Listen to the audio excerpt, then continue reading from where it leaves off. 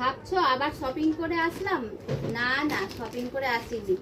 আমি যে কালকে ভোগ রান্না করতে গেছিলাম, অন্নপূর্ণা পুজো ছিল, সেখান থেকে আমার বর পুজো করে কি নিয়ে এসছে সেটাই দেখাচ্ছি তোমাদের, দেখতে থাকো। এটা একটা তাঁতের শাড়ি, ছাপার মধ্যে আছে তাঁতের শাড়ি, মোটামুটি খুব ভালো লাগেনি আমার। আর এটা একটা লাল হলুদের মধ্যে ছাপা শাড়ি, এইগুলো পুজোর মধ্যে পুজোতে দিয়েছে। আর একটা গামছা, আর একটা ধুতি। আর আমি যে ভোগ রান্না করেছি তার জন্যে এই শাড়িটা দিয়েছে।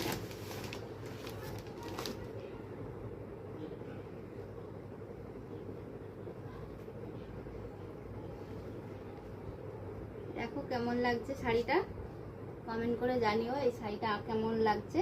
আমার তো খুব ভালো লেগেছে, খুব পছন্দ, খুব ভালো লেগেছে। আর এটার হয়তো ব্লাউজ পিস আছে কিনা আমি এখনো দেখিনি, নাও থাকলে আর থাকলেও বানাবো না, এখন পিঙ্ক কালার ব্লাউজ দিয়ে পরে নিতে পারবো।